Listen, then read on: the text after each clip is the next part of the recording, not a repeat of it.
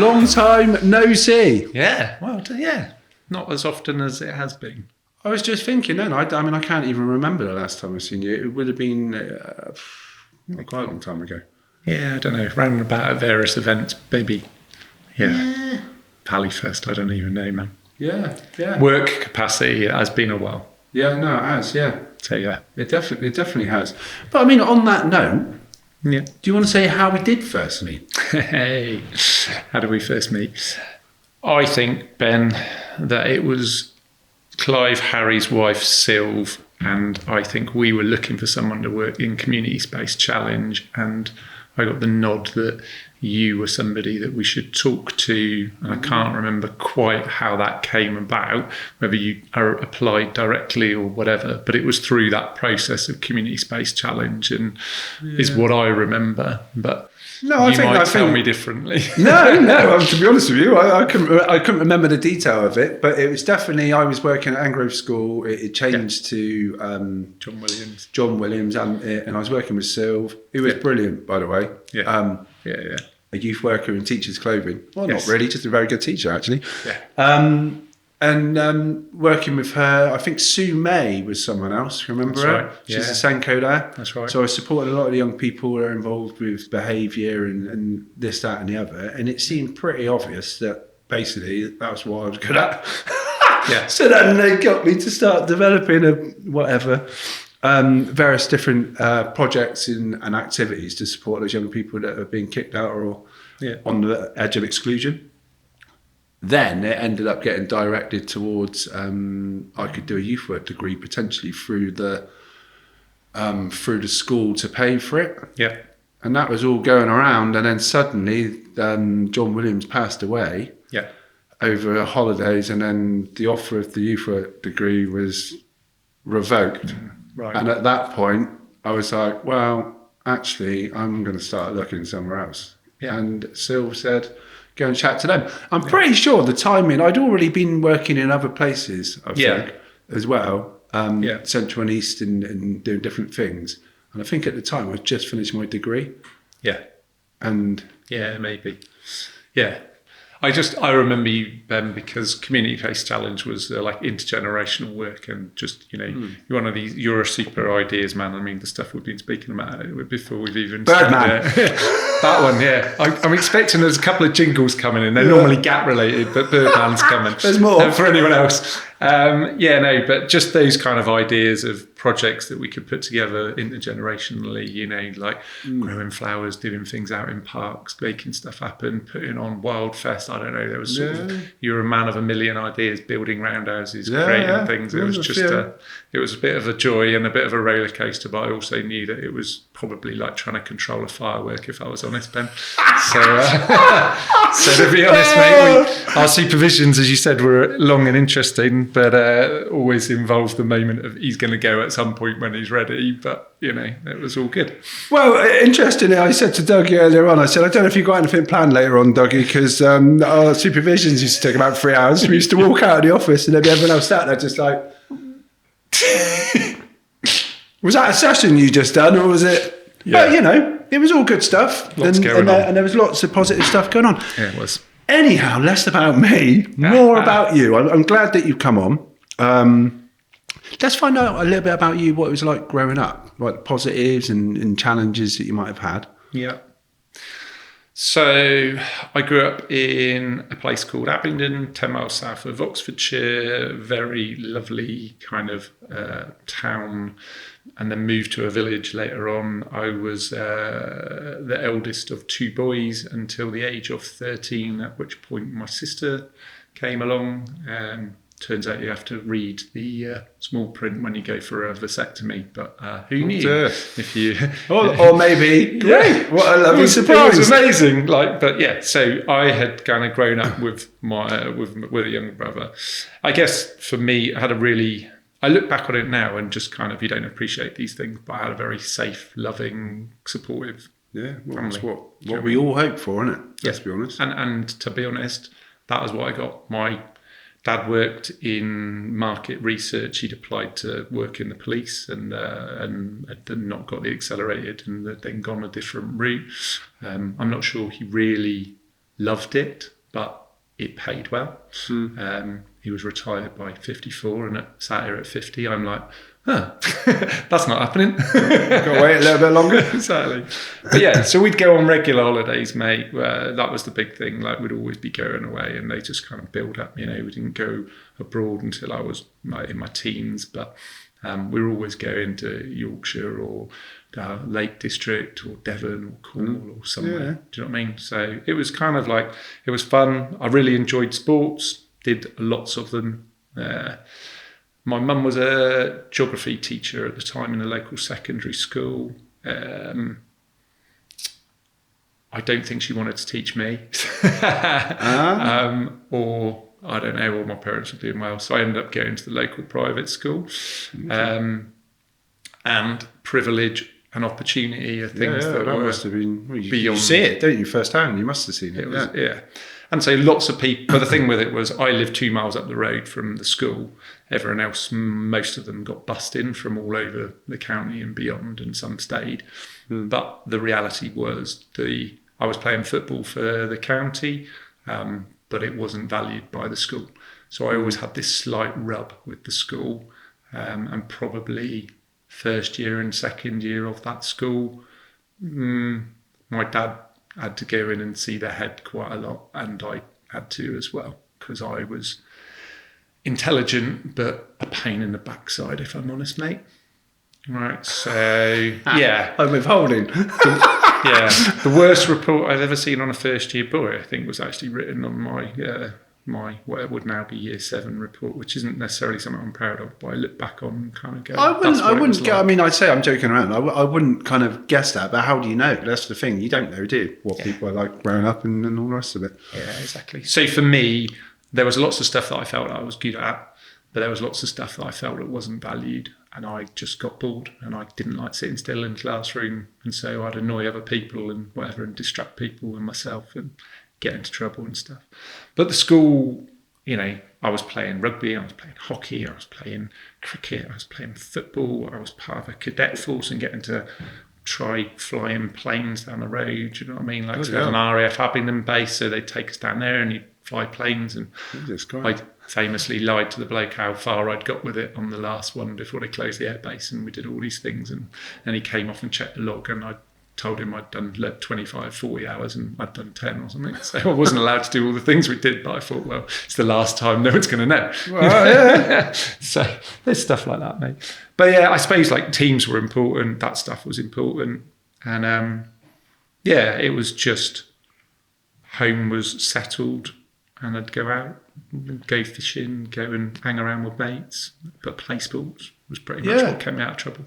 So I wonder as well then, so in growing up in that setting, obviously you just explained about school and out of school, the kind of things you were doing. Did you feel at that point in time that you had your voice heard as a young person? Obviously it was different times, but was it even something? I think there were probably opportunities, but I think I probably used it the wrong way, would probably be what I said. So I don't know that I really had it heard. So I was involved with scouts and stuff, so we'd go canoeing and do all sorts of stuff on the water, on the Thames and all that. I'd go to the youth club on a Friday night through like the link to the church kind of thing in town. But did you find that was there? And I'm just interested because it's a different world than what I know about. Was there, for example, at the youth club, was there youth workers that were kind of drawing that out of you, like trying, or is it more it's a place for you to go? And it's similar, I guess, say like public school as well. Or was it private school? Isn't it? Yeah, private school, both. Yeah. Do you are people kind of trying to draw out what you want, what you think is right, what you feel, all those kind of things, or is it very regimented and you just get on with it? So I'll give you an example, right? So I was a head boy in 5th form or whatever, right? And then you go into 6th form there, and between there and there, I had opportunities to have my voice heard and do different things. But I got into a few scraps, and I think I chinned my my housemaster at one point, so that probably wasn't a good idea to look into that. But then into the sixth form, it was like, oh, you've got loads of free periods, and I was like, brilliant. Well, I'm going to go and teach swimming to these to the special school down the road then, because they've asked me and I've got a link. And they were like, no, you're going to stay here and sit in the library and do revision for exams, because that's what's important at this point. And I told them it wasn't. And we fell out over it. So I dive off and go and do it anyway, because I was fairly stubborn. I probably still am. So I guess that kind of what that looked like for me. Did I get my voice heard? There were probably opportunities, but I think I didn't really. You maybe chose not to. And some of the times where I thought, well, this is what I'm valuing and what I see as important, weren't helped by the same thing. So I was told, you do really well in these exams, you're good at exams, you can pass exams, you should do these for A-level, you should go to Oxbridge, and once you've been to Oxbridge... Did you know what you wanted to do? Did you have a kind of a direction? Because I'm guessing, like, you were talking about your family background. I don't know, but people are more well off generally, kind of will have an idea and support their kids in a way. Was that a thing for you? No, I think probably my parents were pretty good at just letting it, like it was over to you. So I think they let us find our own way, which I'm really pleased about, but they were there as a safety net when it went wrong as well. So I guess like I say, sixth form, so I did really well in GCSEs, like the equivalent now of A stars and A's and whatever, right? And then A-level I didn't do so well, right? So I found other things to distract myself other than sport, let's put it that way, right? Going out and partying and all that stuff. So I came back and didn't get I was meant to be doing geography with sport, I think, if I'd got what I wanted to. Didn't get the grades I was supposed to, because I hadn't done as much work as I should have done. But also I was told, go to Oxbridge and this old boy network will sort you out for the rest of your life. And I was like, fuck that, I'm not.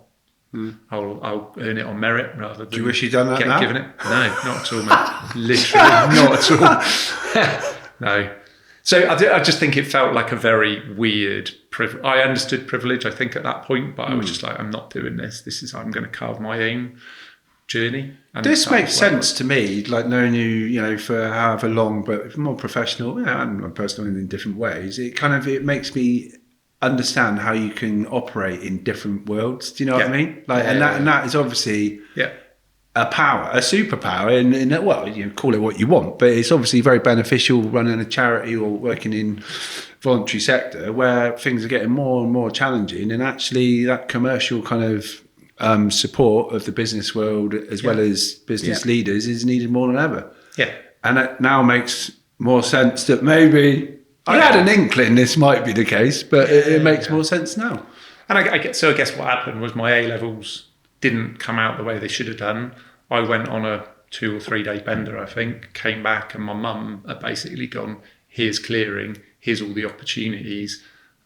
By the way, I think you should look at some of these. And, bless her, she was there for me and she provided that thing. I went to Leicester without knowing where Leicester was on a map. I couldn't have found it. That's the home of youth work right there. But not exactly. That you've done youth work. But... No, exactly. And I went up, but I did what was called combined science, but it was like psychology, sociology. So it's just loads of stuff that I found really interesting. It was interesting, but I was probably like number of hours a week was like 8, 9 back in the 90s. And I was just enjoying myself as a 18, 19, 20-year-old, Did you have to pay for your degree? No. Right. No. Not back then, mate. No. What a joke. Yeah. No, exactly. And that was the thing. In the 90s, you didn't have to, really. It was provided, wasn't it? And I suppose those opportunities were there for people who wanted them. But equally, I didn't make the most of that. So I came to the end of it and went, done psychology and sociology. Brilliant. What am I going to do with it? So during every holiday, I'd been helping out on... my mum by this time was working in a special school, so I was going back in every summer holiday and Easter holiday. I was in a little bit of cash helping out on those, like their summer camps and stuff. I was doing riding for the disabled stuff with some friends through Leicester that I'd met. And I just thought, do you know what, I fancy teaching. So ended up doing a 1-year PGCE to become a qualified teacher. I'm a specialist in early years, which was 4, 5, 6, 7-year-olds. I can't imagine you in that age range. Again, but that doesn't make any difference. But I loved working with those. That age is amazing because they're so just open to everything, and they just love it. And I loved working soak with it them. up, wouldn't they? Yeah, Whatever exactly. that and information just is. kind of, and I think on my course there was 106 people. 6 of them were male, right? 3 of them, those blokes didn't make it through past Christmas because they'd chosen the wrong thing. So I came out at the end of it, and there aren't many men in that, particularly in early years in primary school. So it was great. I had all this stuff, but coming through that, so at that point I'd done 3 years in Leicester, 1 year at PGC. The course tutor was amazing, really connected with her, loved it. Did 1 year in inner city Leicester in a brand new school right behind the train station in the most deprived part of Leicester. With those age ranges that you're talking about, okay, yeah. And they were, and I think I had 7 languages, all sorts of ethnicities, religions, all sorts of background. Massive amounts of challenge, drugs and prostitution and kids I'd be like, oh, what'd you get up to on the weekend? Oh, the big kids put me through the window and I had to get back to the door before anyone caught me. And it's like, was it your house? No. Okay. Sounds like fun. Yeah. So, or not. So, there was a lot of challenges. I loved it, but we'd made that decision by me, and I met Rosie, my wife, in the second year of uni. She stayed on after uni and did some call centre work. Basically, we said, I'll do some stuff. It was Midland Bank then, but I think it's now HSBC. Yeah. She was the listening banks listening. But yeah, we decided we'd go travelling. So I did a year in inner city Leicester teaching, and and then went off around the world and thought, while I was away, maybe I'm not going to do that forever. Placements and that year and other things. I was a bit like, I probably need a bit more adult contact. Because it's a lonely place. You open the door at 8, close it at 4. Do you know what I mean? You've got to really be passionate about it, haven't you? Yeah. Otherwise, like in any profession, working with people, you then you can tell the people that aren't, and it comes across in how they work with people. So makes sense. Yeah. So I guess at that point I went travelling and didn't really 9 months around the world, but also. At the point that I left to go travelling, my sister was probably 7, I reckon, 6. We started by landing in Hawaii and then heading on around the Pacific to Australia, New Zealand. Okay. We were supposed to do Indonesia. We couldn't go there because of riots in Jakarta, Singapore, Thailand, Malaysia, all sorts of stuff. We had an amazing time. But in landing in Hawaii, the phone call back. My mum was in tears, obviously, when we left at the airport, but the phone call back to her to check. She'd had some results of a test and she had a orange-sized brain tumour, basically. Mum? Yeah. Wow, okay. And so I'm speaking to her from Hawaii, and she's basically telling me I've got this enormous thing that's growing behind my eye socket. I'm going to have the top of my head taken off. They're going to have to take it out, blah, blah, blah, blah, blah, blah, blah. And I was like, okay, right, well, I'm coming back then. And she was adamant, no, you're not. You're going off. You're enjoying yourself. This is about you. This is how you find yourself. This is what you need. Crack on and enjoy it. And I kind of look back on that now and go, wow, how much was that? My sister had to live at home for it. My brother was at uni at the time. But yeah, that meant I look back on that now and just kind of go, that was pretty formative to me in terms of she was like... Well, how did it... You'd still been away, moving around, doing whatever you're doing. Like, how did you kind of, get that around your head with knowing that was happening? I guess what you said that your mum said, that's amazing. You can imagine that you'd hope that mums would say that, but then you're still having to kind of dilute all this, and think about what's going on.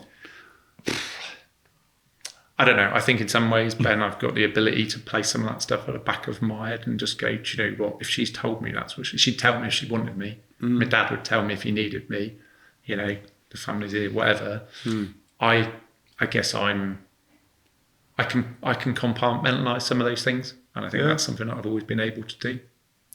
So it was just that was it. Off around the world, do what it was. We did come home a little bit earlier than we planned, but partly we were running out of money, and partly we were like, we're done now. Do you know what I mean? We could all have kept going. We could always have kept going, Mum. But yeah, like it was like, yeah, we were both. I think both of us wanted to come back and see family and friends and do other things at that point, you know. So and we knew we'd keep it. You know, we'd do more of it in the future, and we'd kept that up. But yeah, so when I came back, I was like, right, okay, maybe it's not teaching for me. So at that point, I was like, right, I'm going to go. What we're going to do? So I think Rosie's from Bath, grew up in Southdown over there in a council estate that side, and I grew up obviously there, but my whole family grew up in Bristol, so I now live in a house that my great-grandfather built. Where is it? Winford? Yeah, Winford, right out by Bristol Airport on the main road there. Yeah. So we decided that we were like, where should we go? Well, maybe Brighton looks pretty cool, maybe Bristol looks pretty cool. And actually, because their family was Bath and my grandparents were out this way, it was like, oh, we'll come back here. So headed here. I got a job with what was called Caring at Christmas at the time, is now Caring in Bristol, to help run the homeless shelter in Portland Square for one Christmas period. That was Karen from Morrison works there now, doesn't she? Yeah, that's right. Yeah, so the other day. But that was a very interesting experience, man, working with the homeless and setting up volunteers and going on the radio and promoting all that stuff. And then, I don't know, I kind of went from there to driving Bristol's play bus, crashed it, which was a good one, outside of Barton Hill Settlement. Managed to take out... When you say you crashed it, was it still moving after you crashed it, or was it written off or something? No. I was reversing it. You used to have to take it up round by the edge of Barton Hill Settlement and then reverse it back down that lane, because that was where we kept it, and the cars on either side. So and it was a thing that you used to have to... there was no power steering. It was a 30-year-old bus, right? God. So I caught it, and it went bang on another car, and all the people ran out the pub on the corner thinking someone had been shot. It was hilarious. But no, it was the play bus. It was a play bus coming home to park, mate. So and then I don't know, loads of jobs, and who knows what I did from there. Like went on to work in I don't know, Bristol City Council, sports development, all sorts of stuff, mate. But yeah. Hello. What was that? It's the windows closing. It's the windows closing. Blimey. It happens on the hour. It's so annoying. I thought that was a secret camera kicking in. I was wondering. I thought something was going to pop out. It's like, this is your life. So, you were working for the sports development team. Yeah. And how long were you doing that for? Because that was quite a while, wasn't it? That was quite a big... Yeah, so I suppose I came into sports development with Karen Lloyd to do a job doing sports, bringing together youth clubs through sports sessions. So we'd organise you're bringing the different clubs together, inter-club sports tournaments, and training up youth workers to do football or basketball or cricket, whatever they wanted to put on, and then put on a bit of a course, getting people together. Still remember, like separating fights, refereeing stuff, bringing together communities that maybe didn't always mix and stuff. But it taught me all the bits of Bristol that you'd never see on a tour. Now, isn't it? I was chatting to Jackie yesterday, funny enough, and we was talking about various bits and bobs. But that was one of the things that, the fact that you don't get that cross-pollination of people coming together. Yeah. All right, you can argue, what is the element of meaningful engagement in that? There's a lot of, it doesn't have to be real hard-hitting stuff. It's the fact that people are coming together and actually spending time together, as well as all the stuff you get from sport. And I think, there's lots of stuff from that. Like, so I went on to the Positive Futures programme and did that for a number of years, and we would bring together different communities from, so we get up to Derby for a tournament, whatever. But I still remember we held one down at Pro 5 in Brislington, and the central Bristol, the South Mead Bristol, and the Knoll West Bristol just wanted to tear up with each other. Do you know what I mean? It didn't worry about if you lost to a Welsh team or a team from somewhere else, didn't matter. Yeah, it was a badge of honour. You've got to make sure you beat that lot. So the next tournaments in, we basically, me and Derek Scale, had got James and others, Edwards, and pulled people together and basically said, you're still entering two teams and we want you to win, but you've got to go in mixed. So it's not you against them.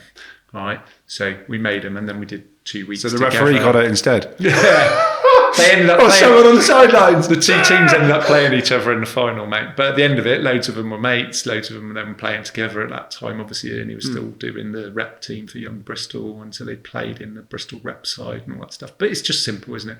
Yeah. It's simple when you bring Bringing people together and they talk to common each other. interest, common goal. Like, Yeah. It's not rocket science, is No. it? But yeah, it taught me a lot, those jobs. But, I started out, kick Positive Futures. I would take a ball onto the court by Philwood swimming pool yeah. and try and just go, let's see how this goes. While someone's up on the roof of the pool and someone's throwing this and someone's driving past and there's, something else is happening that's more exciting and they got to run away to see that. But it was just like, look, we're going to go to Derby. You're going to play at the Derby Stadium. Who wants to come? Loads of hands go up. Brilliant. Well, the ones who are here every week and don't give me any grief, you're the ones. I don't care if we get beat. If you turn up every week, you'll make it. Rather than turn up and saying, well, we'll pick the 6 best people to make sure we get it. But yeah, there was some crazy times back then, man.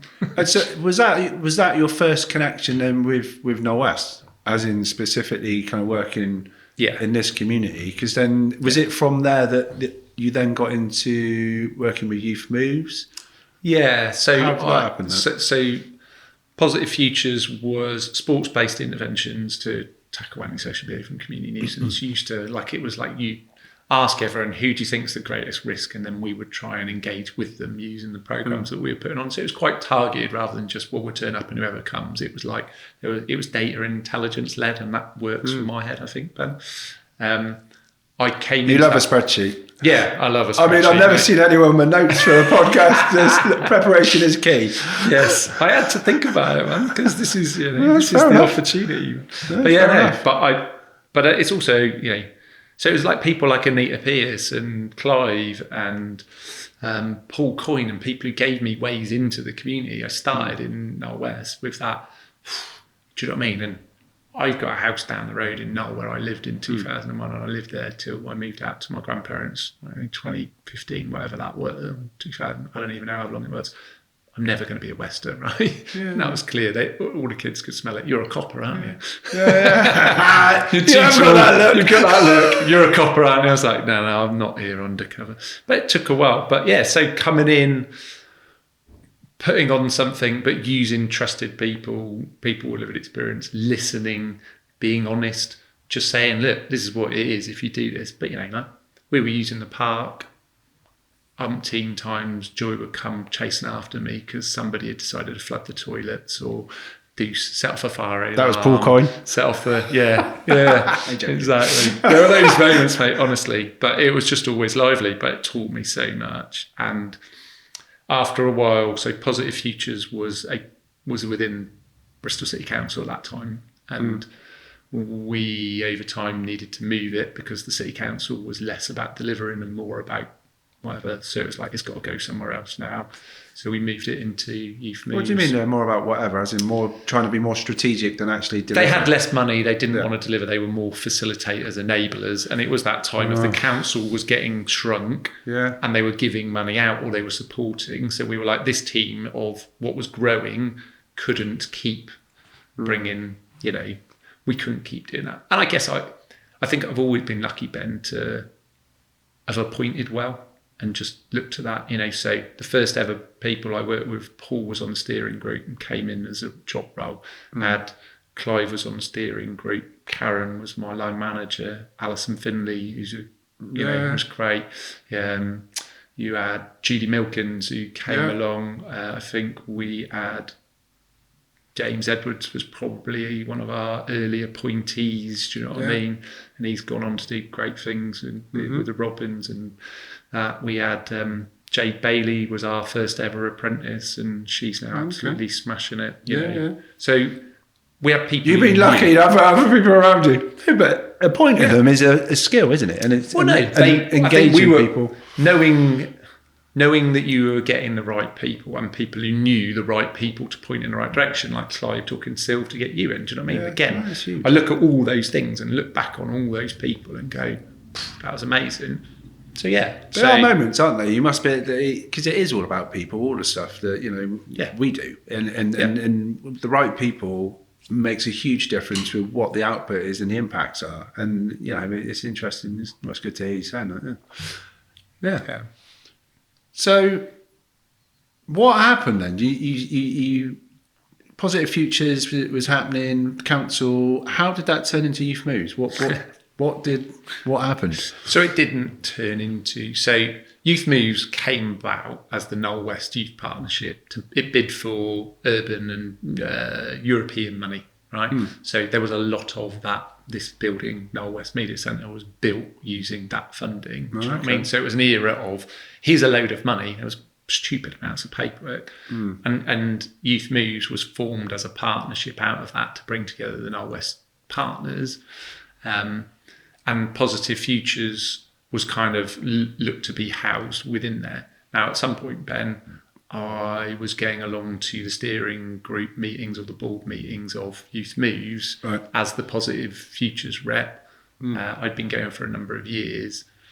I could see the potential of the organisation and I wanted to get more involved. I'd been the chair of the board of Shul Start Nursery at the park. And I thought, actually, getting along to this meeting, it came up to an AGM. I looked around the room and thought, I quite fancy putting myself forward to lead a bit more of this. So I put my name forward and became the chair of the board.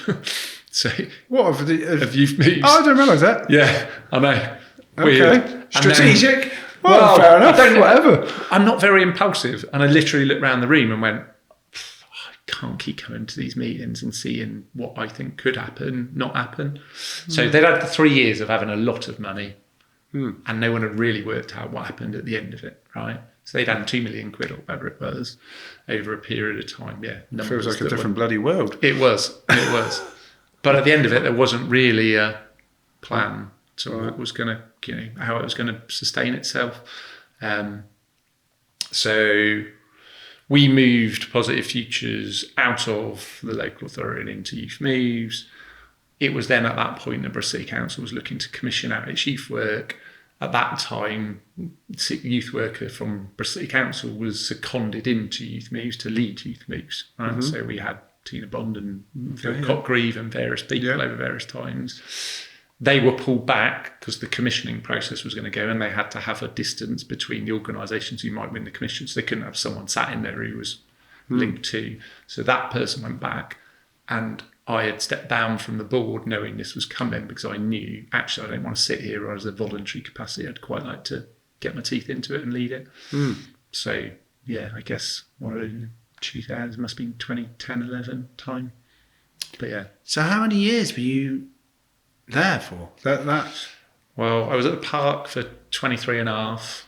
I was 13 as CEO of Youth Moves, but obviously lots with Positive Futures, and I did stuff at the park and did stuff with Brislington Enterprise College and all sorts of things along the way. Yeah, I remember I was there because I was doing this stuff at the Brislington College. Yeah, where we grouped with an ALP, like kind of. This lot are going to get 5 A to C's, Ali, but 3 of them aren't allowed in the school and there's no maths or English support. Work with them. Can you just crack on and make sure that happens? So it's like, I don't reckon they're going to get science, but we'll have a good crack at making sure they come out better people. They had a good experience. They did. Yeah. They did. But yeah, so it was I don't know. It was a great opportunity for me, but Youth Moves became a passion. You know what I mean? 13 for those 13 years, it was, I say it had 2 million quid at one point. I think when we started, we had 250. And that was, right, okay, what are we going to do? Because half the buildings here are costing us more, at least half of that amount of money. So what do we actually do with 250 grand? And we're spending 150 of that potentially on keeping open buildings that probably aren't fit for purpose. What are we going to do? And that was I suppose those were the light bulb moments for me.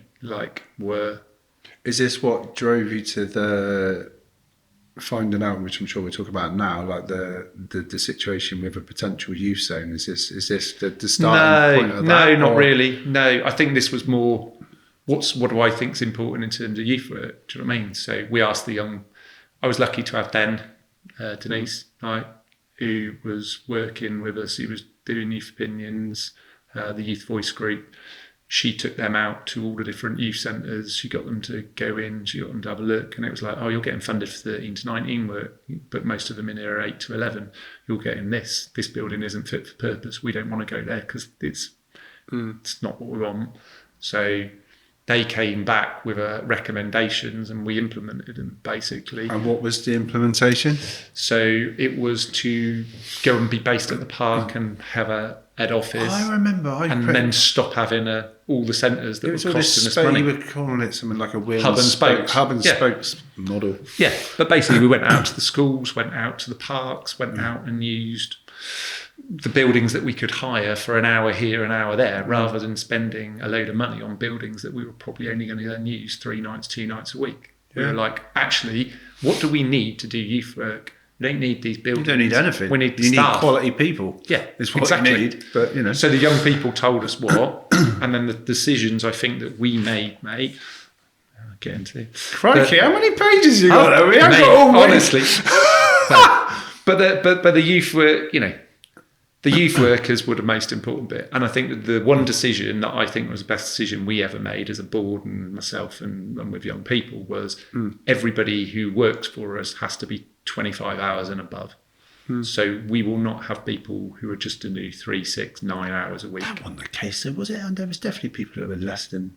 I'm not just no, saying not at that point. Oh, okay. So for the first 5 years, Positive Futures and whatever, everyone was as full-time as we could make them. And when we started with Youth Moves, everyone was as full-time as we could make them. And the reason being was we could then train, develop and create. Right. More time you spend with people and the more time you can support them, you can nurture them and they can learn. Like no one just knows, do they, what to do? No. And you don't do a course and just know what you want to do. Exactly. Although it deepens your learning, it doesn't mean that you'll have finished an article. Exactly. So I think youth work is a profession. So I came in, I was always told, oh, you've got a teaching degree. Oh, you can sign people's passports. You can sign people's this. You have a standing and a status, right, with a teaching qualification. Do you think that you had a standing and status within the youth work world? Not as in you, but the teaching qualification. Because I always felt that, do you know what I mean? You kind of downplayed it a little bit, but I don't know if that was for any reason. But there's lots of similarities. If anyone is any good at teaching, there's lots of similarities. Obviously, it's a different... Yeah, I mean, it's formal versus different. informal, isn't it? But I guess where I looked at it was there are 4 pillars of childhood, right? Hopefully you don't need one of them, but it's there if you need it, right? And that's social care and social work, right? So if you've got someone with additional needs or challenges, then obviously that's there. You've got education because everyone has to go to school. You've got healthcare because when things go wrong, I don't want to be turning up to some quack who doesn't have any qualification to be doing it. And the 4th pillar of that is youth work. And what I think I see is in communities where youth work isn't strong, that foundations are rocked because you need 4 pillars to hold something up, right? And so, that's how I see it. And if you see it like that, knowing how how you are, it wouldn't have just come out of whatever. I'm sure you read a million different things, and then you spoke to people, and then this is something that's been come up as an opinion over a long period of time. It's just so. And let's not get into it too much now. Let's carry on your story. But it's like if that's known widespread through governments, through people that make decisions, that people have got levers to potentially open up more funding or more support or whatever it might be. Yeah. What do you think holds people back? And if we know that's a key pillar to supporting young people to have a better quality of life and everything else that goes in between it, then what's the reason why that pillar is underfunded, under-supported? I think there's a lot, and I'll probably come back to it.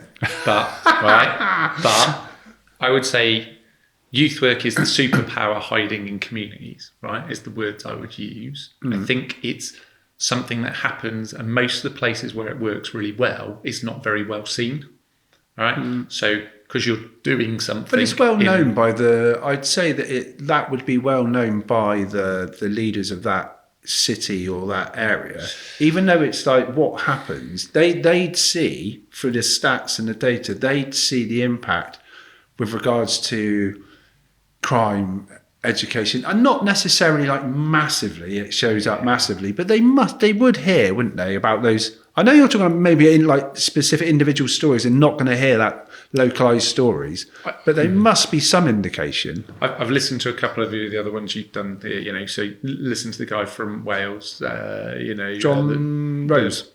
And listen to Lee from the MYA.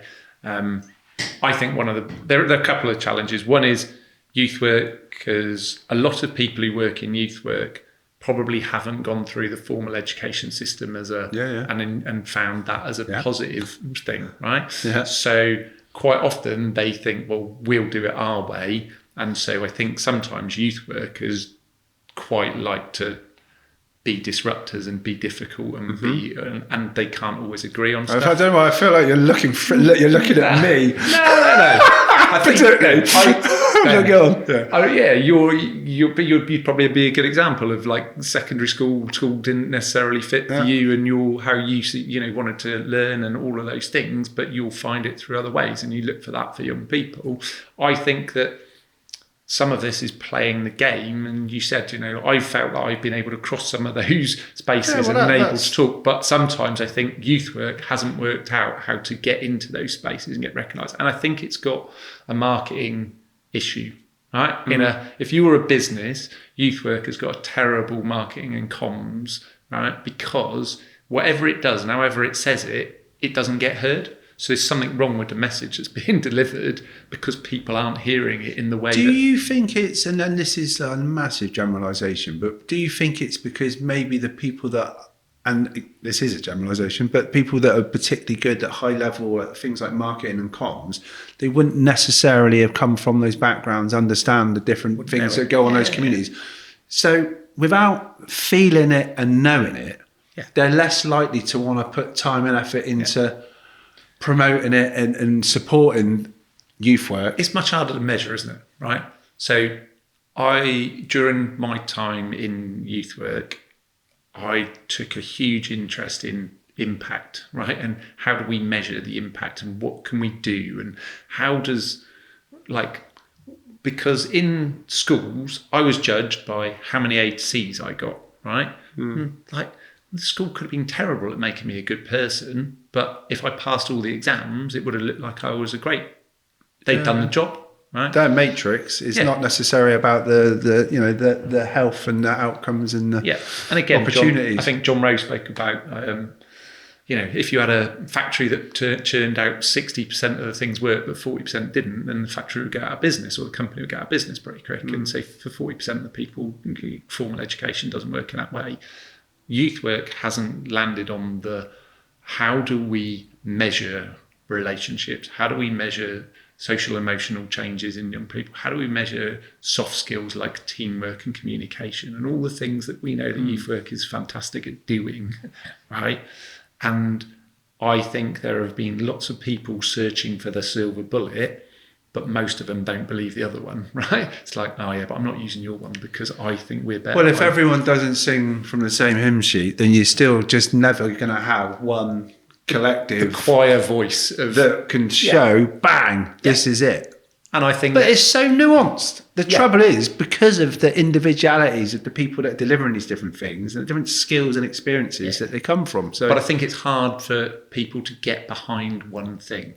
So I think when I was in the MYA, Lee says, when he took it over, it was on its knees. But at the same time, you had ambition and you had UK youth and you probably had other. Do you know what I mean? And it's like, it was like the People's Front of Judea. Do you know what I mean? It was like, there's all these things split as, I don't know. I didn't think there was one voice. And I found that really tough. What's your, because I'm like learning all this really, and just by chatting to different people, and it's interesting, isn't it? So you have got lots of different kind of organisations. UK Youth, say MYA, are they the voice of youth work, or is it another bigger voluntary sector organisation that are trying to survive? I don't know what the answer is, but you're kind of aligning to. There's not one pivotal, absolute. This is youth work. I think everybody that we can all hang our hat on. And I think in the past there were 3 or 4, and you'd sign up with Ambition, or you'd sign up for the National Association of Clubs. Do you know what I mean? Are UK Youth and people like that? I mean, well, MYA hold the training, don't they? Now, we can't do anything as youth work without having trained and qualified people. So actually getting higher level apprenticeships and new ways in, and funding for level 2 and 3, and all the things that we know. I think Lee said 75% of the youth workforce has no qualification in that's youth work. Shocking, right? Yeah, and that's going to get worse, because I'd seen earlier on, as I looked at my phone when you texted me, and then I had a quick look at LinkedIn afterward. YMCA George William College has just gone. Was that? And how many other places? You think like British Council? Yeah. There's the list the goes eroding on. of those things. And yeah, I even chatting to someone the other day. As you know, I had done my 3rd year in Newport in my youth and community degree in that, and Mick that was running that course, that's been shut down. So, I mean, it's painful, isn't it, to see that we know that people that have got the right kind of abilities and interest and passion, hopefully lived experience as well, but that's not a given. And then they deepen their learning, and then they can put it into practice and learn from others. Yeah, that's the mecca, isn't it? That's gold dust. Yeah. But there's just these opportunities they've been eroded already. Yeah. But even now, it's been even more eroded. I mean, where do you move forward from this? But I think that. I think that was, like I say, what we did at Youth Meet was we invested in those people. We looked at, the importance of planning, reflection, learning from peers who are experienced, cascading of knowledge. You wouldn't open a school with 75% of the people didn't have a teaching qualification, right? And we're in a youth work position where we're trying to get that back, and I think that the only way you can do that is to jump on all the opportunities and get everyone trained. So one of the things I'm proudest at Youth Moves is if it was 75% of the workforce that didn't, we had 85% of the workforce that did, and everyone who didn't was on a path to get one. Do you know what I mean? Now, I don't think that a qualification enables you to do it, but I do think if you're amongst people who are all learning, pushing yourself. Anyone that says it doesn't, it's just saying that my toolkit is that, and I've got a lived experience, and I can go in there and tell them to F and do this, and that's it. And that is blatantly, there's more than one way to skin a cat. Yeah. So I think that's one of the things I believe that the decision we made to give everyone, because there are some amazing youth clubs, don't get me wrong, that are run by volunteers or run on an evening with only a limited it's number good to have of a blend, isn't it? Yeah. That's but the the problem I have is when something new turns up, let's say Spice appears on the market, right? However long ago that was, and people are thinking they're smoking weed, but they're smoking Spice. You need the staff to get training in all of these things quickly to understand what's happening. Yeah. But if you're only open 3 nights a week, and I say only without trying to be disparaging. And that's amazing for those that are doing that in tough situations. But exactly. You don't have the time with the team and the opportunity for the to train education. And how do you mental health first aid, when that became a big thing, or all those things that were important, I think we tried to give people the capacity to fund that time. And youth work's amazing, but no one really wants to work 5 nights a week and Saturday and Sunday, right? Is a core job. So you have to find it. So the things that we did of let's go into school, let's do other things, let's make sure you've got time for training, let's make sure you've got time for planning. Was that specifically going into different places like schools? Was that a way to kind of be able to continue to pay for these 25 hours for each of the staff? Because if you haven't got a team that's there long enough, then they can't do the training anyway, because people they'll be working elsewhere. Yeah. And then for them to leave that job to go and do some training, which is much needed, is impossible. Is that your superpower? I mean, I think that you creating the situation and the system and bringing the money in to be able to have a staff team that are there for a certain amount of hours that can actually deliver that work. Do you feel like that's where you've excelled? Yeah, I don't know. I mean, people judge you on how they judge you. I think but for you, for me, the things I'm proud of are the fact that the team was there, for a long time. It felt like a big dysfunctional family at times. I'm not saying it was completely harmonious and all these things, because it never, families aren't. But I certainly spent a lot more time with a lot of those people than I did with my family. Right? I think that we pushed people to be better. right? So right now you've got 3 people who never thought it would be possible to go to university. One of them had 13% school attendance. One of them was like, no one in my family, or 2 of them, I think maybe all 3, no one in their family's ever been to uni. No one thought they could afford it, whatever. But they're all doing youth work degrees now. They didn't think, because they didn't get the paperwork of, oh, you got an A in this or a B in that, you must be good at that. It was like, well, if I don't achieve that stuff, you still do a degree. And they're all doing it now later in life. It's just, exactly. That's what most youth workers do, me included. Exactly. But those opportunities now that are there, youth work organisations should be grabbing those as much as they can. They're fully funded through NatWest's. And Lee was talking to you about that money, wasn't he?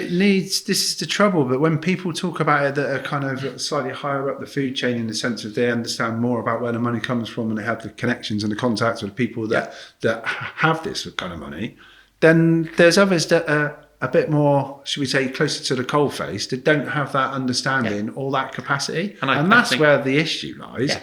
With having a workforce that has the training that we all know that would be most beneficial. And I think that's about the size of how you learn from each other, how the smaller organisation benefit from the knowledge. And I think things like, so collaboration part, you asked me some of the superpowers. Yes, teams, I think seeing strategy, understanding kind of what's happening at different levels and being able to try and translate that. I think that's something I think I'm good at, Ben. I'd like to think that I'm fairly authentic and honest with people, and that is no bullshit particularly, right? But people take me as they find me. I think that most people in the team understood their role, understood what they were trying to do, and understood why or how we had to do it, and if there was constraints on them. And I remember putting a number on you. You were like, but I really want to do this stuff. I was like, but we're not funded for this stuff, Ben. I would have hated to manage me. I don't even know how you did. I don't even know if you did. Well, I'm not claiming. Yeah, but that's sometimes that's the thing, isn't it? Like, hopefully you spot people and you work with people and you allow them to flourish. I mean, I go back and just look at the number of people who have now gone on to set up amazing things, grassroots. Rich set up like Street Space. George went off and set up Inspire Mentoring, like what Jade and James are doing at Robbins. Like, there's so many people who have these amazing things, and what you want for people is for them to be the best they can be. And if that involves them leaving and moving on, then shake their hands and thank them. That's life, right? That's mobility right there. The opportunities that. But I suppose that the challenge of bringing in the money whilst doing the things that you want to do, whilst, we valued youth voice, right? No one paid for youth opinions for 10 years, but every year we funded it, right? Out of somewhere, because there was no way we were going to lose it. It was the thing that was the most important thing. And we went, whatever happens, you'll do that. And some 4 funders or 5 funders who don't know about it are going to find that there'll be the overlap, and we'll use that bit of money to make that session happen. I guess you have to be creative to do the things that actually matter. Yeah. Sadly, the things that actually matter a lot of the times aren't the ones that are kind of hot at the moment for funders, which is painful. But yeah. So I don't know. I look back at partnership, collaboration, opportunities to work together. I think that the Youth Work Alliance, I think, is a really important. That's an amazing vehicle in Bristol to kind of have a voice, but for everyone to go, what are our biggest challenges? Funding, measuring impact, staff training and development. They're challenges for all of us. Doesn't matter on the size of the organisation, right? Doesn't matter how big you get or how small you were. They're always the same. And knowing that there are tools, so you talk about King's College, George Williams, his YMCA staff, there used to be Centre for Youth Impact. There were some amazing people there who were coming up with amazing tools. I just think they didn't know how to bring them to the market. Well, it sounds like the market's so convoluted with people just having to survive. Yeah. To get money to deliver what matters in that community. So what they should be saying is, this is free, it'll help you, and it's simple, have it, but tell us how you've used it, because that will help us to make government or someone else who's got the levers to unlock money. And I don't think that stuff that's been the challenge. And provide training as well. Yeah. I'm not going to start going on about what we're going to do next, but that's going to be it, because that's the trouble. It needs to be simple enough that people can see the impact and simple enough that people can then actually recreate and reproduce that kind of stuff, whatever it is, but be able to put their own spin on it as well, so it's not dictated. Yeah. But yeah, we shall see. So you're at this stage then, where you've been at Youth Moves for however long, and how did the Youth Zone come about? Because I remember you started. If I, to be honest with you, I mean, I'm not going to say anything out of hand, but I do remember. I don't even know if I was at Youth Moves at the time, but you suddenly started going around the country a bit more. Yeah. And that was obviously, looking back now, I think, for me, I look back and I think you must have spoke to like Sandy quite a lot and seen what he done with CYN. This might be wrong, and thought, hang on a minute, well, if I get the connections further afield, then it might mean that you're closer to be able to bring funding in to do the stuff that you need to do here. Yeah. And then through doing that, you've ended up connecting with people that have ended up being, supporting you towards the Youth Zone. I mean, how did it work? How did it happen? I love hearing what other people think. Well, yeah, it might be wrong. I don't know. Is that wrong? It's really interesting. Well, yeah, it's in the mix, isn't it? I suppose I'll explain it from my point, and everyone can believe what they want to believe. But the reality was we were at the park and we couldn't knock it about because there was asbestos and all sorts of problems, right? So we managed to get some homes and communities money to do a piece of work to design a new building. And I can't remember if you ever saw it, but everyone called it the Teletubbies. I wouldn't know. I remember, I think that was we designed a new youth club that would sit on the grounds of the park somewhere. You got that from the Roundhouse. I know it. What we had was we had loads of kids running over the roof doing parkour. Okay. So we created the architect created something with like land that built up over it. Okay. So that you could run over the building. Yeah. And it was designed so that you could run over it, right? Which was interesting from like everything. But basically we got this thing to come up with this design, and it was like, it will cost you this much to build it, right? Now, at that point, the park were looking at building houses on the site, or looking at all sorts of ways of raising the money to be the new park, which you see now, right? And in the end, obviously, they sold back to being a school and sold the land to the Department for Education, and then fundraised the other 40% or 50% or whatever they needed. But with those plans, we basically went and looked at others around the country to go, well, what are the options here? Right. Now, I had connections through Positive Futures in Devon and Liverpool and Coventry and London and all round, and do you know what I mean? So tapped into some of them, and then also just came across Onside had this plan to build 20 youth zones by 2020, I think at the time. So I went up and met where did I go? I think I went to Manchester, the first Manchester youth zone, and to Wigan. They took me on a train, spent a day, they showed me half and half, and they went, there you go. And I went, they really, like that, thanks, I can see what you're doing. Got no hope, because if I build one of those on the park, then I'll have to knock the park down. So it's not going to happen, but thanks for that. And they went, we'll stay in touch. And I went, okay, cool. I really like some of your documents. Could you share? And they were very generous and shared, like, I don't know, trustees, board packs, and like their framework around impact and all the things, loads of stuff they shared with me. And I was like, cool, thank you. Put it somewhere, learn from it as I would do, take all that stuff and pick the bits out of it that I wanted and we needed. And then came back and kind of went, yeah, that's not going to happen, is it? All right, let's just go back to managing what we can manage and look out for where we can go in the future.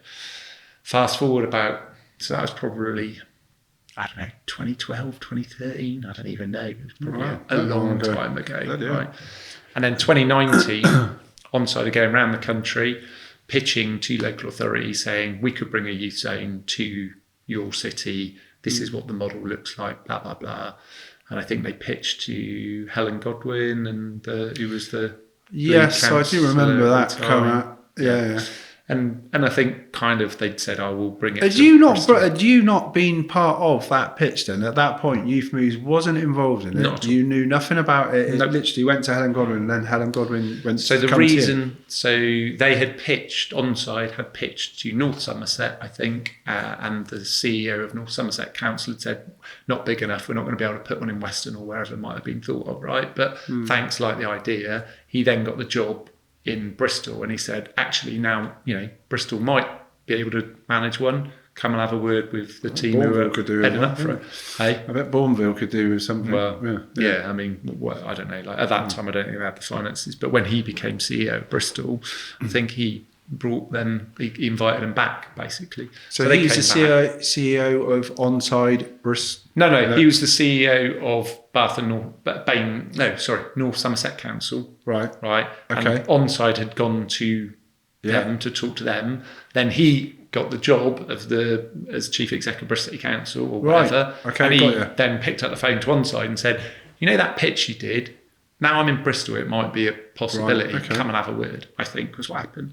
So that's probably 2019, something like that. And I think they basically came in, and then at that point, I think they pitched for something, and I don't know, Bristol Council didn't like the original pitch and whatever, but I think then were told, they're offering this big amount of money, this big opportunity, are you sure that's going to happen again? So they got them back for a second pitch, and I think it went a bit better.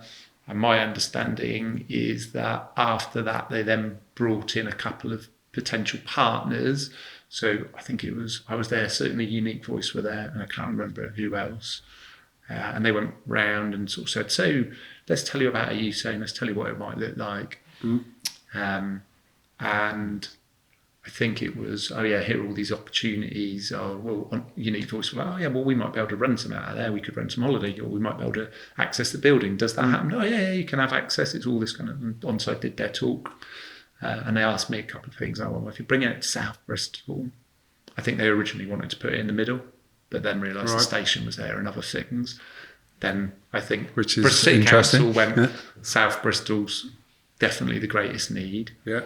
And they said, if we're going to, they said, well, what happens would you want to work? I think Helen said, Ali, would you want to work with within a youth zone? How would you see that partnership? And I said, to be honest, if it comes to South Bristol, it either kills Youth Moves or we look to run it.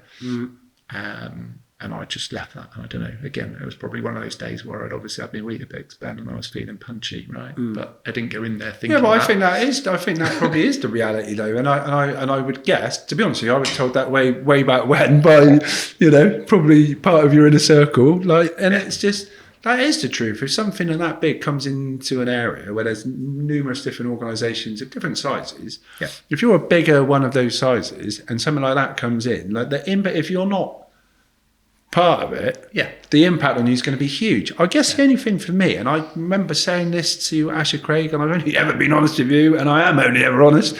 Not always the best thing for me, but whatever. I remember it did feel like it's like, why is it one organisation that could have quite easily been like I know it would have been difficult, and we know that traditionally within youth work organisations, it is bloody difficult to get everyone to come to the same kind of way of thinking. But that, I swear, would have made it probably feel more inclusive to have a collective. And it would have taken more time. But the other thing is as well, it's like, how much was it, this is going to happen? Because the consultation side of things didn't feel like the questions, felt like they were very kind of directed to young people. So it was obviously the council wanted it to happen. Youth Moves are brought in to make it happen. And I get what you say about that situation. And I think anyone would understand that is obviously going to play a part in it. If they don't, then they're not being fair. So I think, just finishing quickly on it. The thing that I couldn't understand is that when I'd spoken to Asher, for example, I was asking questions like, I bet this isn't going to happen in the same way in Central and East. And there's probably a bit more of an understanding that actually to happen in Central and East, you'd want it to be a collective. Which is why I don't understand why that didn't happen here more so from the beginning. I'm not saying you didn't want people involved, but... So I'd say look at the Onside model, right? At the time, they had 15 open, I think, when I was around this time. And if you take out the first one, which was Bolton Lads and Girls Club, right, which became Bolton Youth Zone, and then there is, of those 15, 14 that are left, only one of them has been a previous charity, and it was Warrington Youth Club that had a 100-year history. So it was like it was part of the Peace Centre or whatever. So they're all pretty much built as a brand new spanking youth thing zone with a brand new team. Well, no, onside. This is us. And they have a model. They have a way of doing it, and quite often when they're going into those places, there's no youth work footprint. Some of the places they were in just didn't have it, or their model was we're going to build from zero up. Right. So Bristol City Council said, we've got some great youth work organisations in the city. We want you to work with them. Right. They chose us. I guess that we have to be honest here, Sandy was leading CYM that was standing as as mayoral candidate against Marvin at the time, and Marvin made it one of his kind of pledges for what he was going to do. So there was some politics involved, right? Yeah. Well, it's easier to give money to someone and you sort out that problem than to deal with it yourself. But in terms of the partnership, I guess my hope, it still is and was, for the youth zone, that it brought together all of those, but they needed an organisation to be the front and centre. Now, I think that could have been more kind of equal with that being set up as the pivotal part of it, as a holding, kind of company that then connected those. That would have put you and Youth Moves at a more kind of a higher role within that. But it would have meant that more people, I think, would have got engaged. And would have got just look. What I'd say is look at the model. Yeah, like we were quite a long way away from their normal model just by doing it with us. And there are differences around your vision for what a youth zone could be. It's not just my vision. But I mean, I think, to be honest, I think probably, I know you, I think you probably agree with that kind of that way of working. The vision for it. I mean, I remember chatting to Sandy. I think we went to some kind of collective youth work meeting. It was near Wales or in Wales, where they got the Bristol City Council place. Yeah. And I remember hearing about it, and like no one was talking about it. And I was just honest to Sandy, because I remember we've all spoken, haven't we, before about the station, about the impact that had on a lot of those surrounding communities and organisations, and it felt like this is potentially another version of that. And I know the people within the youth work sector know that, but I think it's like we need to learn from that, really. But I guess my approach to it and how we would want it delivered was very much under that multiple partners, everyone benefits. It's not just one organisation. I didn't see that. There wasn't we're going to build this thing and we're going to, brilliant, we've got the thing, Youth Moves has got that thing. It's going to be, there's loads and loads of partners, So I remember presenting back, here are 15, 20 partners that I think come in, from dance organisations to music to sports to arts to... I guess that would be the difference. So if they're not youth work organisations, then but some of those changes the dynamic of what it is. But you can, a lot of those deliver under a youth work premise, Ben. So I guess if you're talking to ACE, then they do music through that. If you're talking to I don't know. There's a lot of organisations who try and do sport through a youth, the Robins try and put people in through youth work qualifications, because James and Jane, I guess, and expect seeing what they believe. So I felt there was an opportunity to bring the best, but I also felt like, let's be honest, it's pretty obvious what my politics are, right? They're not blue. Reform? I'm joking. I'm not there either. So I would be like green, red, maybe even some yellow at some points, right? But I'm definitely on that side. But for 14 years of Tory government, we got 70% cuts of youth work, do you know what I mean? And then the investment through Youth Investment Fund 2, when it comes out, is Youth Investment Fund 1 was in youth work. I think Youth Investment Fund 2 was all buildings. What? Why is it all buildings? Like, that makes no sense. We need people, we need training, we need people to do stuff. And I just thought, do you know what? If there's only one bloody thing, I'm going to have some of that money from them and we're going to run something. If the only thing is that, why don't South Bristol deserve the very best facility, right? Do I think that the youth zones at points are a bit too big for what they need? Yes, maybe, but they had a single model at the time, right? I think they're now doing a sort of a youth zone express smaller thing, right? But why are they doing that then? They must have worked out that having an all singing, all dancing series of youth work is not necessarily going to benefit other communities. Well, I think if they want to go into like your westerns, like you said earlier, then they need a smaller footprint. Do you know what I mean? So they can't just be one thing. But I think that youth work for me needs to come out of the shadows, as I said earlier. It needs to be front and centre. It needs to be visible, and it needs to do something to change the narrative, because all we're doing at the moment is death by 1,000 cuts across the sector, right? Chip away at this, chip away at that, lose people, don't have people who've got skills and qualifications. And if that happens, youth work is just going to end up being eroded completely. Well, I'd say with that, and I think like it's probably fair to say this, that's probably the worry, isn't it? With other youth organisations that are scattered about South Bristol, for example, the worry would be that the kind of, for one, will young people make the journey to go to the space? No one's going to know until it happens. That's the reality. We can all sit on our soapbox and think we know. Well, we're only going to find out soon enough. I can tell you it'll be rammed at the start, and then it'll be but that's what happens. Yeah, and it's like, is it going to be a white elephant? And I know enough people that have said that it's worked there, it hasn't worked there, and that's just like, is it going to work here? I don't know. I have my worries, but whatever, that's by the by.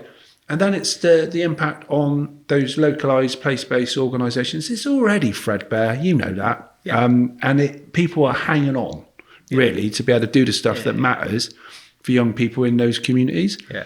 So what impact will it have on those spaces, whether it be through funding that's going to get drawn down because of... And it's fair enough, like if there is some all singing, all dancing placed centrally within a certain area, other funders will look at that and will be less likely to fund in, and that's just the nature. It's just the nature of the beast, and it's just. I mean, it's all the obvious things you know, but it's just worth saying. So we're kind of in that situation where everyone's a little bit like they don't really know how it's going to work, and everyone's a little bit worried. But I understand those fears. I mean, I'm no longer there, obviously, so it's not down in my gift now. But I would say the aim is to bring in funders who haven't funded at that level or in that way before. So you're not trying to get the money that's been, do you know what I mean? So I have seen that, because I've seen Manchester, I've seen Salford, I've seen lots of places where that does happen. I think that but the reality is, when we audited the youth work provision in South Bristol, most provision, there was 2 clubs who were open on a Friday night, none open on a Saturday and Sunday, including youth meet, right? Yeah. Most of them don't have a staff team for 25 hours. That's the truth, isn't it? Like, exactly. It's part sessional workers, volunteers. But I'd also say there are some organisations that are doing well, right? And there are some that are receiving money but not meeting what I think the need is, right? Yeah, well, that's been the case. Some of those continue to get money, and I'm like, if those organisations are no longer getting funding, I don't think there's a huge loss to young people for some of them. Right? Who are you on about? Well, I'm not expecting you to say, but I don't know. You're obviously talking about... No. But I just think that why, if you take money in to deliver a service, then make sure it's the best it can be, and make sure it meets the people you say it's meeting, make sure it's the age range, the numbers that hit the... I agree. There's a whole set of things, and that needs to be really transparent and really honest. So I think that also with the funding, I think like putting a youth zone somewhere on a main road where everyone can see it, that shouts youth work, brings youth work out of the shadows, as I said. There are a lot of funders that I've spoken to who are like, I can't afford that level of giving, but I like to do something. And you go, well, go up the road then, because, where are you from? Oh, I'm from this community. Oh, go and give to that community then. They shouldn't be trying to take everything. You have to be giving stuff up. But I guess that depends on whether the organisation's like, brilliant, let's have all of it. Well, that's the same as we'll happily any share, collaboration or partnership. But I mean, I must admit that the jury is probably out on that. Like, for example, that whether all the funding's going to come from people that don't normally invest in Bristol. Well, I can imagine that probably is not the case. I remember hearing that. That has got to be BS. Well, no, but the organisations who fund everyone will still fund everyone, and they won't go above. Of course, it's down to the people that are doing it, but it's. But the new businesses and the new philanthropists that they come in, when I was in Manchester and met their, they've got 20 fund, 24, whatever it is, right? And you meet a load of them, they're like, I'd never given money to anything like this. I hadn't thought about it until they asked me. If it happens like that, it's amazing, isn't it? So let's be honest, if it doesn't take away from some of the small organisations that are still doing great stuff with less, but we know like the Nisbet Trust is going to give to their children, young people, and they're Bristol focused, and everyone's going to get it. And Youth Moves having a youth zone isn't going to change that. Do you know what I mean? Because they're not stopping any money, but they're just happy to say, all right, well, this is our contribution, but they won't stop giving to all the others they're already giving. I mean, that's one example, but I agree, and look, and I hope that is the case. I find it hard to think that it will be, but maybe it will be. I guess the other thing, and I'm only saying this just because it, specifically is impacting on. Oh my God! I think we got a little bit longer. I think because it has impacted on our detached teams. So I absolutely know this to be the case. That money that was there for detached, that was through Bristol City Council, was then connected with the youth zone. Right. And then it's how that money has then not allowed us to continue with the funding that we were getting to deliver detached. Now, I guess from what I've been told, and I'm sure you're going to be able to tell me the exact what happened, but it sounds like there was money that was taken to help basically with the youth zone and with Youth Moves delivering certain elements, right. But that hasn't happened as yet. And that's the bit for me. I want it to work. Let me be straight. I want it to work. It's happening. There's no point in not wanting something to work, right? It's not about putting your flipping flag in the ground. It's about young people. And if it works, amazing. Yeah. Do you know what I mean? But just things like that, like when this is all getting talked about to start with, I don't know what's true. Because there's money that was taken for detached and it wasn't being delivered because the youth zone wasn't there. So then, there's just things like that. The first thing I heard, it won't impact on the money you're getting from the council and all this kind of stuff. Then it does. Yeah. And it's like, and that's the challenges. That's the challenges. Sometimes the politicians will say things that you wish they hadn't, right? Because it's they come out bullshit that impacts on young people, and that's all. But that doesn't make it any give a shit easier about for the organisation that sat there going, "No, well, you've just said that because what? Now either stick to it or don't." So they originally said the money would come from, it would come from a new source, but then obviously austerity, COVID, all those other things that happened in the interim. So people were saying, or someone said that in 19, 20, whenever those comments were made, no one knew what the world was going to look like, did they, after then? So politicians did say some things which aren't true, right? I'm not sure that before as well. I'm not sure I'm on a podcast making a massive revelation. No. Right? But that's the reality, isn't it? Oh, sad thing, yeah. So I guess that, but the 7 day, from a Youth Moves point of view, if you have a senior who's currently going to 2 hours a night on a Wednesday night, right, when the youth zone opens, they'll be able to go for 15 hours a week, right, or maybe 20, depending on how they cut the sessions up, right? They'll be able to go on a weekend. They'll be able to go on a 5-hour session, not a 2-hour session. We'll be able to change and improve a hell of a lot more lives through that. Yes, there will be, they have to make tough decisions, particularly in the backdrop of less money, right?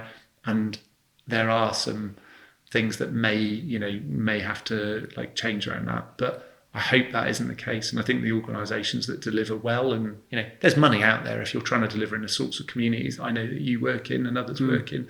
There is money out there. But it's whether you've got the capacity and the structure of people that go that high. Yeah. I think the bigger thing is, and I think we all know this is what is up in the air, is the tribal nature of communities and all the various things that have gone on over time. Yeah. Is whether people will feel safe and come there and there'll be the level of support that they need. There's going to be lots of amazing opportunities by the sounds of it. I just, I think we've said it before ages ago. I feel like it's the kind of thing that my kids are going to go to that aren't on the breadline, and I'm glad of that. Do you know what I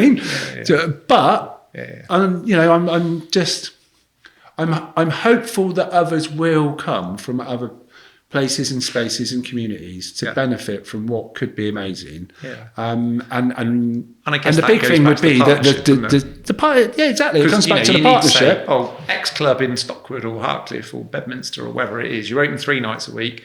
On a 4th night, if we bring a bus over and bring people back, how do we do that and integrate? And I think you have to. But that's why the partnership, if it was happen when we bring these communities together, I don't believe. Do you know what I mean? Like, it's just like.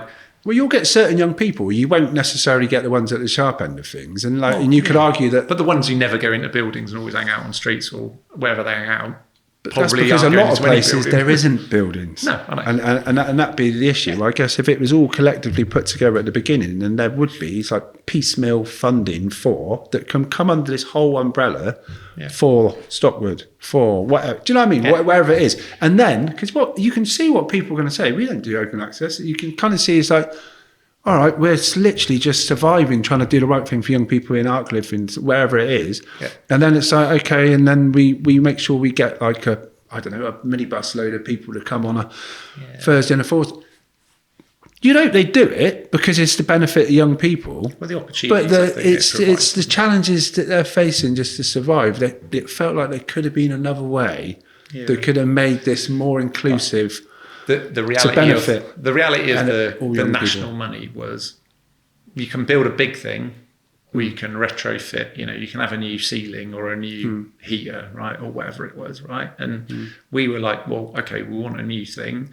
And why shouldn't we have the very best for South Bristol? I'm unashamedly ambitious with that stuff. Do you know what I mean, Ben? I think that it's too long that people have gone into places, and I love the fact that people are doing at their clubs and getting better. And I was up at Southmead the other day, and they're building a wellbeing centre for young people. Do you think that's happening widespread? Do you think a lot of these smaller clubs are improving? They're getting lots of money. I think Young Bristol's tried to improve its stock. Do you know what I mean? And it's got a plan to do that. Do you know? But they run 8 clubs in the city, don't they? Do you know what I mean? We haven't got that many. Like you said, you go back to the Football League. There was 24 youth clubs, and there was 4 in.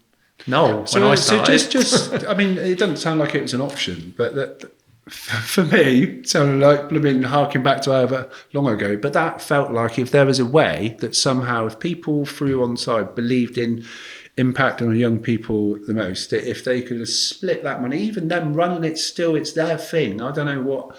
Yeah. That to have those place-based spaces and a smaller pared down version of something that's central in these different kind of areas of Bristol. That felt and still feels like personally like it would have a bigger impact on young people. It's not their model. Like their model is. Why wouldn't they change their model to benefit young people the most? That's the interesting model they've part. got at the moment seem to be working for them, I guess, Ben. Do you know what I mean? They've got 15 open. They've got plans to, I think there's another 7 coming through the Youth Investment Fund, Barnsley, Crewe, Salford. I don't even know where half of them are anymore, right? But there's a load of them coming. You get a collective knowledge by sharing that with, we're all from youth zones. If you get a collective knowledge from youth zones, you're going to hear how they're getting on. You're not getting a collective knowledge of the wider. But some of them work brilliantly with the wider sector, and some are probably still, standalone or whatever. Do they do that anywhere? Just out of interest, do they then support the wider kind of network, the web, the spoken hub model or whatever? I mean, Blackburn and Darwin's a pretty good example. Because that is blatantly the way that all young people that won't necessarily come to that central space will still get the youth work that we know has a massive impact. Yeah. So I saw some great examples of it, and that clearly, like anything, if you start 15, 20 things, then some of them go better than others, don't they? Well, yeah. But, having a little research pilot here feels a bit like it could be painful. But anyway, I hope it works. Well, yeah. I do. I mean, I think the importance of a good board making good decisions, understanding the relationships and that stuff. Youth Move since I've left. We're sat here today. People have. Why? And I honestly, I haven't spoken to you. It's not like, and obviously talk about what you want or don't. Like, why did you leave? Because for me, when I heard that, I was like, you lived and breathed this. Like, whatever people might think, and I'm always honest about, I don't necessarily agree with some of the decisions with the youth zone, but, I trust and believe that you're honest and you care about South Bristol, and that goes a long way, But when you left, why the hell have you left? You put your everything into this. Why have you left? That doesn't make sense. I think if you go back to me as a primary school teacher, I didn't want to be a primary school head teacher. And then I came to Positive Futures, employed a load of people, found that I was actually quite good at that space. And I would make a bigger impact, not by doing, which was what I was out on the street kicking a ball around. It was like, if I employed 6 people, I could do it, and I really enjoyed it, and I missed it a lot for a long time. But what I recognised was I'd make a bigger impact on the world by being further up and developing that. I got to a team size that was 20 to 30, like I said, it was 250 when I started. It was probably 900 to 1 million when I left, right? Is it? And the organisation went up 400%, and that's against a backdrop of it dropping 70%. So I'm really proud of all of that stuff. But I kind of recognise as well, the next step up was to manage a team of 75, right? And that's a hell of a jump from what I had. And I was like, I'm not sure I want to be the head teacher of a secondary school. I thought that's what you wanted to be. Well, I mean, if I'm honest, I thought discussions in the past, I thought that was no desire to empire build or to do all that stuff. And I think reflecting on it, I really like with a team and a manager. Yeah, but that's not. It's not about me or a legacy or an empire. That's getting the best for this community, and people can believe that or not. But I'm not. It wasn't. I've never been on the front of those. So when did you come to the realisation? And because this seems like madness to me, like to hear you say this, I didn't expect it. No,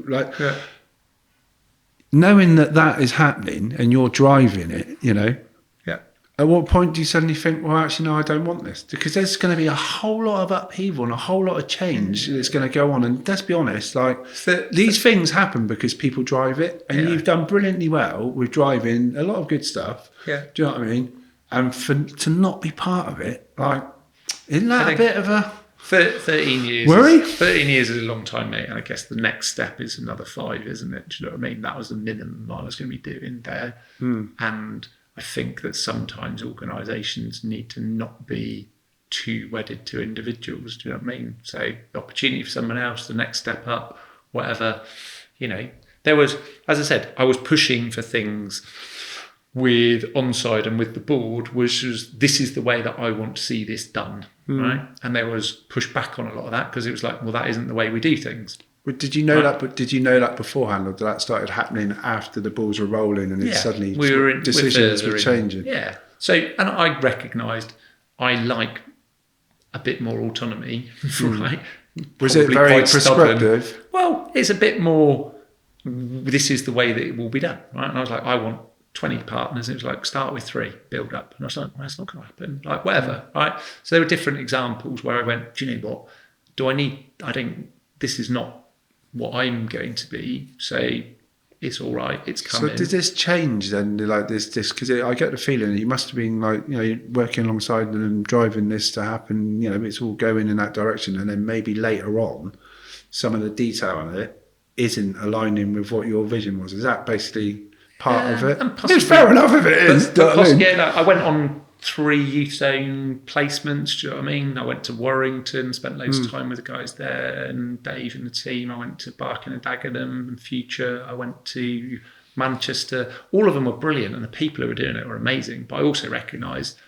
it's only as good as the people, isn't it? That's the same with anything. But they were relationships, youth work. A lot of hours right then. And I'm now 50 and I have always had a really good work-life balance. And when you ask me then what really you still got your Fridays off? Hey? You still jammy dodging? Yeah. Oh, that's why I'm sat here now, because I'm not getting paid. Oh, mate! You know what I mean? I tell you what. I'm turned up as a volunteer for this. Like, thank you. But I always valued that work-life balance. And I could see that coming down the line, that was going to, I would need to throw my heart and soul into it. And it's something for a younger man and woman person, right? Yeah. And Matt's taken the reins, and I really hope that's the right appointment because he understands the city.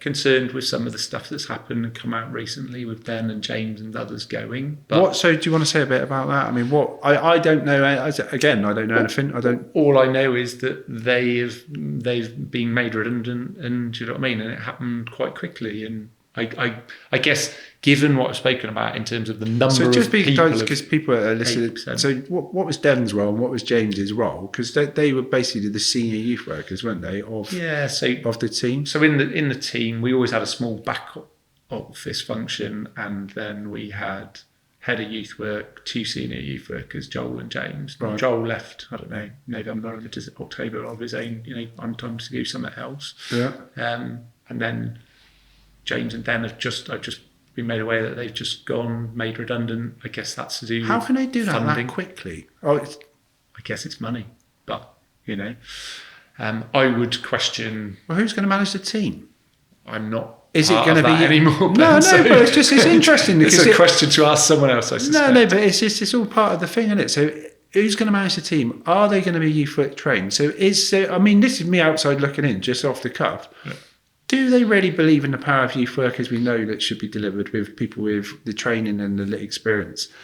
And if it isn't going to be that, and it's going to be a glorified, massive blooming leisure centre, then that suddenly is a different. Don't get me wrong. There's benefits. I think there's questions that there's benefits and others for that, need but to ask of the people who've made those decisions. It's not a decision I've been a party to. So all I know from talking to both Den and James is they are no longer in the organisation. So I think there's questions that you guys need to, and others can ask that. But for me, I don't think anything that people like me say makes any difference, to be totally honest with you. I've seen it way too often. People don't worry about the small fry, they just smash ahead and do what they want. Looking in from or the listen outside, to the communities.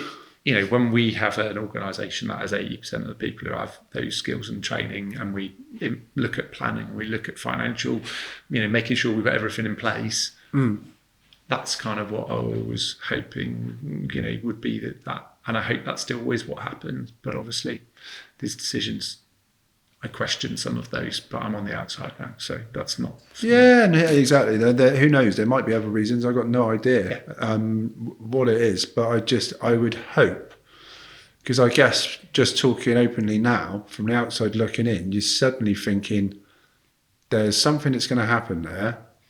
You've left. Mm-hmm. The 2 senior kind of youth workers, youth work development manager have left. Yeah. And if we're talking about this having the biggest impact on young people, then are the other people that are going to be brought in, are they going to be youth work trained? Is it going to be still that same value, that ethos? Or is it something different? And if it's... I guess we wait to see with that one. Right now, it's like you said, wait to see.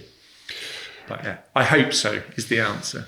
I massively hope so. Because obviously, and I hope it works. The huge do you know what I mean? Like I said, opportunity, I'll be bringing my kids up there, but that ain't the flipping answer for a lot of young people. No. But let's not go on about that anymore, because pastures new. Yeah. You've moved on to. Yeah. And I remember when I seen that, I was like, what? I didn't see this coming. No? What did you think I was going to do? Well, I don't know. I to be honest with you, I don't know, but I just didn't see that move. I mean, just very quickly, it's been a funny old week, hasn't it, this week? Tina Bond as well. What? She's working she's got a job at the Bristol City Community Trust. Has she? She's left at the council. Oh, I haven't actually heard that. I said to Doug, you joking earlier, I said we need a centre forward, not another youth worker, but Tina will do a great job. That's a great appointment for them, but Tina was in Thailand and I haven't seen her, so she came back Friday last week. But it's like people that work in this work are just bloody committed, and it's painful having to make this stuff work, whether it be financially or delivering wise, and people have sat around for quite a long time doing this work, and there's been quite a lot of movement within the last week, I think, or last few weeks. I'm like, bloody hell, you didn't see this coming. Yeah, well, it's quite a stable sector, isn't it? Because people are committed to their communities and committed quite often lived experience and all those things that are important and valued. But, then sometimes things get changed up and shaken up. And maybe now's one of those moments. Well, it is one of those moments, isn't it? But I think for me, moving, I was passionate about youth work, but I wasn't going to leave my wife and marry her sister, right? That would have been weird. What? What did you just say? There's no way I could have left Youth Moves and gone into another organisation operating in this city straight away. It would have been too weird, right? Okay. Yeah. I recognised in myself that I didn't want to take a regional or a national or any of those kind of jobs because I hate being on Zoom. I hate being on Teams. I don't like driving, trains, all that stuff. There was just like what are you going to do? being away from home. No, long distances. I I tend to nod a little bit, Ben, on my own. So I would have killed myself probably. So I just looked at it like and went, do you know, actually what I'm really passionate about is South Bristol, changing things for South Bristol. And I'm keen to see if I, the 13 years at Youth Moves and the 23 in South Bristol, I can accelerate things for Heart of BS13 and make a difference in tackling health inequalities and bringing people together and community voice and staff training and development and listening to what the community wants and putting it on, but in a slightly different space. So I hope I can, the next 4 or 5 years, will be accelerated learning of what I did in 13 at Youth Moves and trying to make a difference in Dartcliffe and Withywood. But so that's kind of what I'm doing and I'm excited by. Yeah, and I'm sure you will make a difference. Do you know what I mean? So I wonder just very very quickly before I ask you the last question, which you get some weird answers sometimes, but to be honest with you, they're all meaningful because they come from the person. But is there anything you think through your time through youth work, what's worked really well? What are the kind of things that work really well that need to happen more in the future? Because I think, but for me, really, this is the nutshell for this, not being young people, me talking to young people and them having a platform. It's this actually, what are those things that work well, that could inform future delivery, future funding, future youth community work, best supporting young people? I think at the risk of repeating, I think it's investing in the staff team, right? Training, quality, learning, more a thirst for that, an expectation that I think it's then creating opportunities for young people's voice to be heard and that to drive your program. So as I said, Youth Moves came about from actually we need to, and we took that as a golden thread all the way through, even though no one would pay for it. You have to have that. I think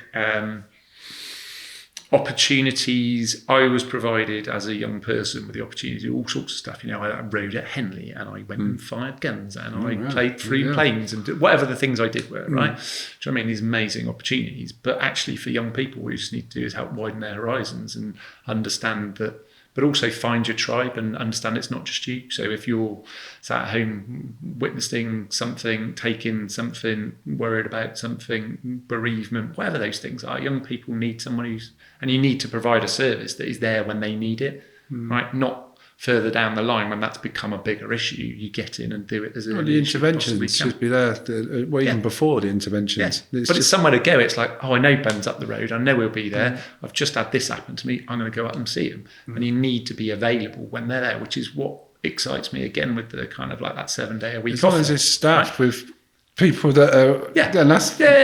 But there are things that, like I say. So I think that in terms of youth work, I think that there's a coming together,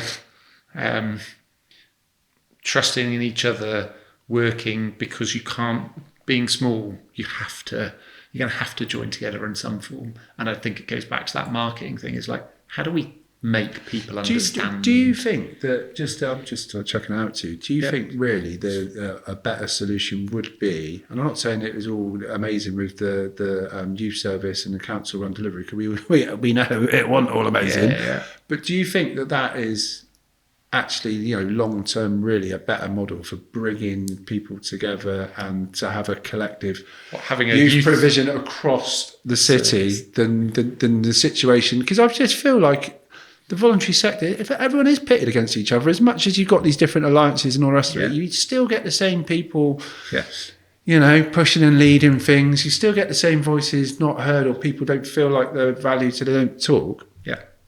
I don't know what the answer is, but do you think that the youth service council would be better?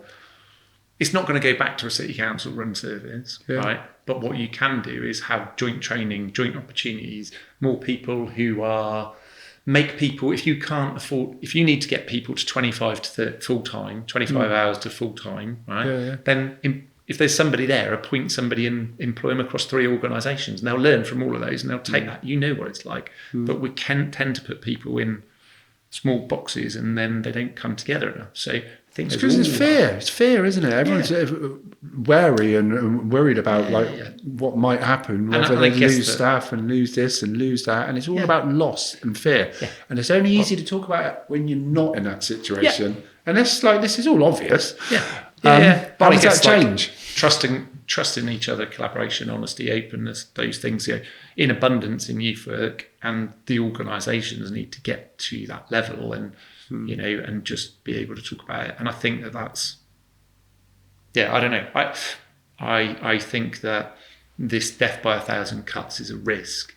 It's an amazing superpower. I've done it multiple times, youth work. It's so few. And you say to someone, it's just that thing with pool and table tennis. And it's like, you go and stand in amongst that group of kids on a Wednesday night. But that's just open access. That's one layer of an onion that has got multiple kind of that learns and that's develops from lots of different other methods. Intergenerational mentoring, youth voice, open access, schools-based work, residential work. The NCS program, which was pilloried and was a nightmare. The list goes on. I can add to that as well, and it's just like that's the beauty of youth work. We did all of those things at Youth Moves, and I loved that because you can learn, move, and when we won the National Children and People Now Award, it was like the range and diversity of services being provided by a relatively small organisation is phenomenal, and that was the thing for me that. Well, if you're supporting stuff that's based on young people's need, then it should be wide and varied because blatantly not everyone likes the same thing. There we go. Yeah. On that note, to finish off, I loved it. I don't know what you're going to say about this. What really matters to you? It could be linked with work. It could be linked with your own thoughts and values. I think the most precious gift we have in life is time. Right? The most precious thing you can give is somebody is their time. You can give that to them. Maybe sometimes on supervision you might have thought otherwise, but but I think that. For me, what's important is getting the balance right so that you're able to give to people when they need you.